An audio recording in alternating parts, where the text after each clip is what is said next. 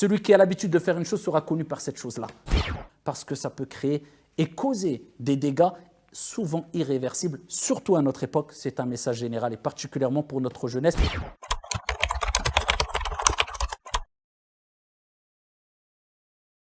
Et ça, c'est un message aussi à ceux qui veulent entreprendre de grands projets.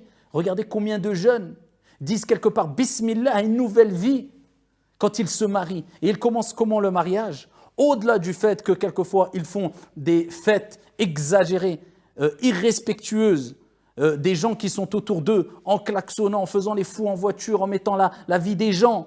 On entame une nouvelle vie, on met la vie des gens en danger, en dérangeant les voisins, en attirant peut-être les invocations contre soi, en faisant de l'injustice, en faisant les fous, en laissant une mauvaise image.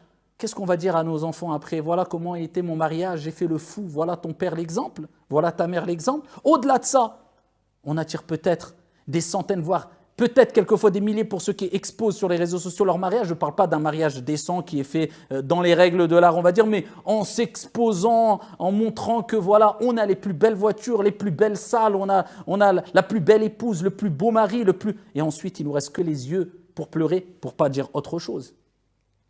Quand tout s'écroule, mais tu as attiré combien de mauvais œils? Même si les gens n'étaient pas forcément jaloux et haineux, mais juste parce qu'ils n'ont pas invoqué la baraka, parce qu'ils ont regardé avec un regard trop appuyé, admiratif, sans en faire une invocation pour toi. Donc, je ne dis pas qu'il faut plus se marier encore une fois et se cacher, mais les choses qu'on peut éviter de montrer qui sont trop extravagantes, qui sont trop exagérées, trop attirantes, de manière répétitive. Pourquoi le montrer à longueur de journée de manière répétée? De temps en temps, parce qu'il y a un intérêt, c'est une chose. Mais tout le temps, man akthara min shay'in urifa bih. Celui qui a l'habitude de faire une chose sera connu par cette chose-là. Ne sois pas connu pour être une personne qui s'expose tout le temps, parce que ça peut créer et causer des dégâts souvent irréversibles, surtout à notre époque. C'est un message général et particulièrement pour notre jeunesse.